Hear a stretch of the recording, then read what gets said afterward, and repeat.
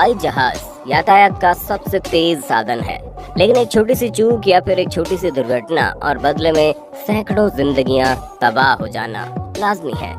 दोस्तों, हवाई जहाज को पूरी दुनिया का सबसे बेहतरीन यातायात का साधन माना जाता है, लेकिन कभी कभी इसी हवाई जहाज में कुछ ऐसी दुर्घटनाएं हो जाती हैं जिसकी वजह से महज कुछ सेकंड के भीतर न जाने कितनी जिंदगियां यहाँ हमेशा के लिए खत्म हो जाती हैं।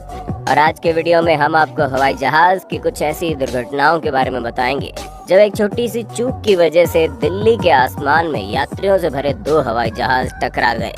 यूरोप में जब एक छोटी सी चूक की वजह से 200 से ज्यादा यात्रियों से भरा एक हवाई जहाज समंदर से जा टकराया और मैन्युफैक्चरिंग डिपार्टमेंट के द्वारा हुई एक गलती की वजह से हवाई जहाज का पायलट ही उड़कर हवाई जहाज से बाहर चला गया।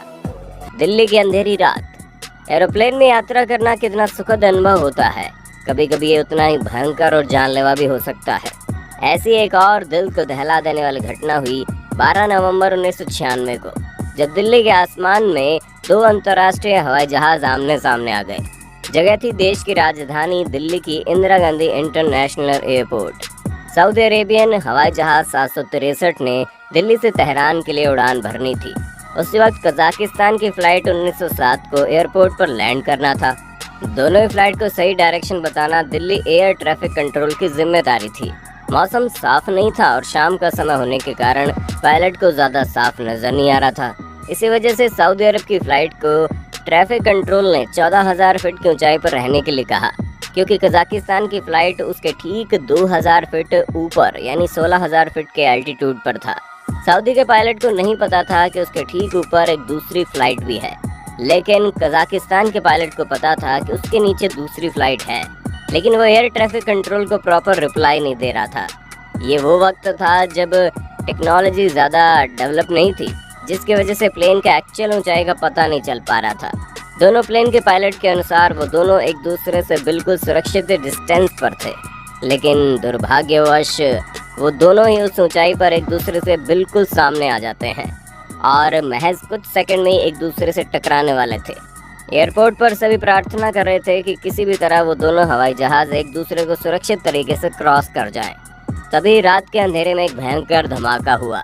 अचानक तेज रोशनी जली और एयर ट्रैफिक कंट्रोल का दोनों ही प्लेन से संपर्क टूट गया।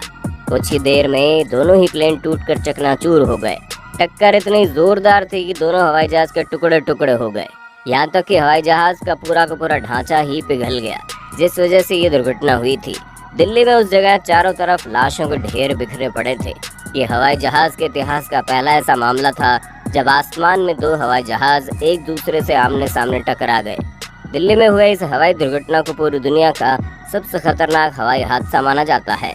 लेकिन अब हम आपको अगली घटना के बारे में बताने जा रहे हैं, उसे सुनकर आपके रोंगटे खड़े हो जाएंगे।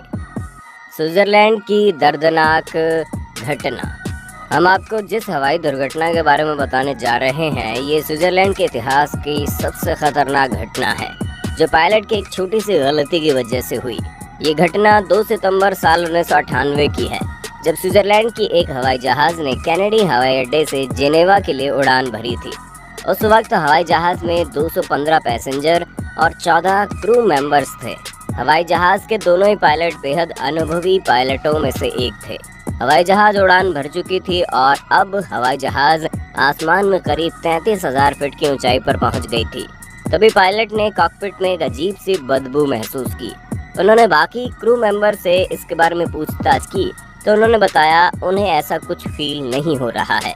तभी थोड़ी देर में उन्होंने देखा एयर कंडीशनिंग होकर जहां से हवा आता है वहां से धुआं निकल रहा था, जिसे देखने के बाद पायलट ने फैसला किया कि हवाई जहाज को नज़दीकी एयरपोर्ट पर लैंड करवाकर चेक करवा लिया जाए, ताकि किसी बड़ी दुर्घटना को टाला जा सके।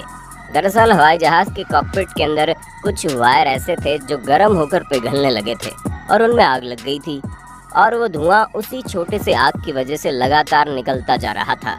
कुछ समय बाद शॉर्ट सर्किट की वजह से जो तारों में छोटी सी आग लगी थी वो धीरे धीरे बढ़ने लगी। अभी तक आग बाहर की तरफ दिखाई नहीं दे रही थी, बाहर सिर्फ धुआं दिख रहा था। दोनों पायलट इस बात से बिल्कुल अनजान थे कि प्लेन में आग लग चुकी है।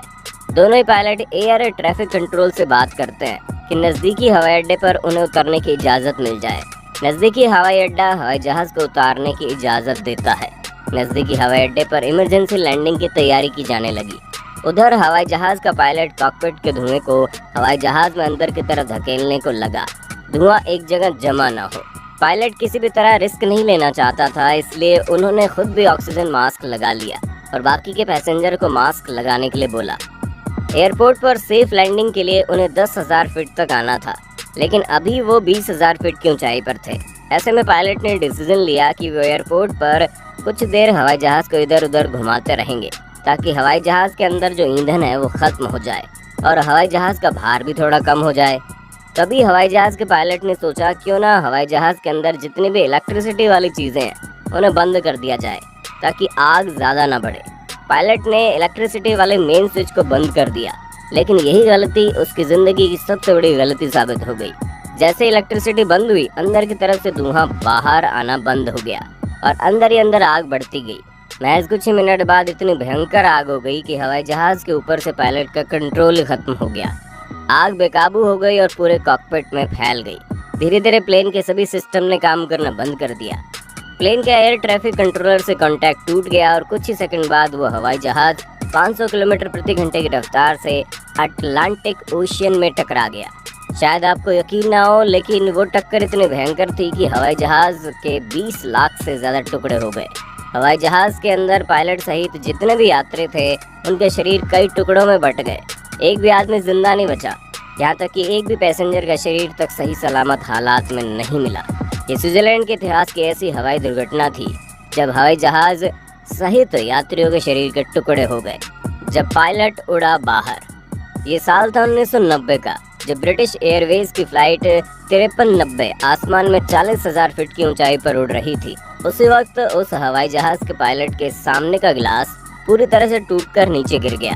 हवाई जहाज़ का गिलास टूटने के बाद अंदर इतना तेज हवा का झोंका आया कि मुख्य पायलट का पूरा बॉडी ही एक झटके में हवाई जहाज़ के बाहर निकल गया।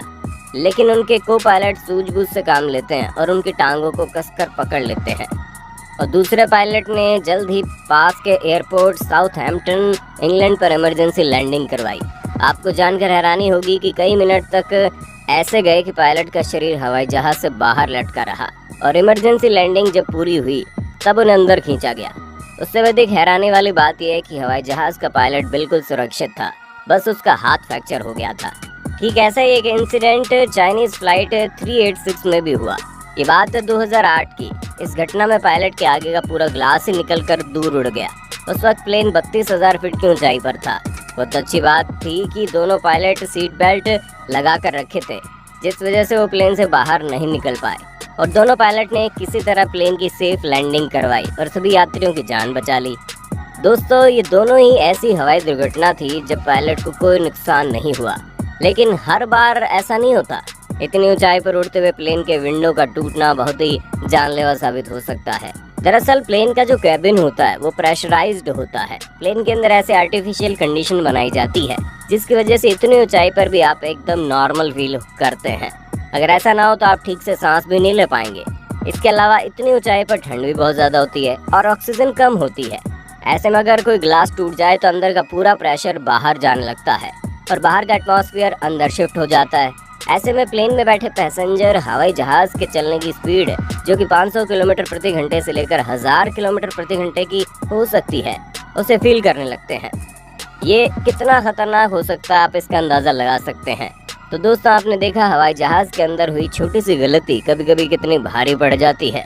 वैसे आप में से कितने लोग हैं जिन्होंने हवाई जहाज़ से सफ़र किया है और आपके सफ़र का अनुभव कैसा रहा, वो आप हमें कमेंट करके बताइए। वीडियो अच्छी लगी तो लाइक कीजिए, हमारे चैनल को सब्सक्राइब करके बेल आइकन को ऑन करना बिल्कुल मत भूलना।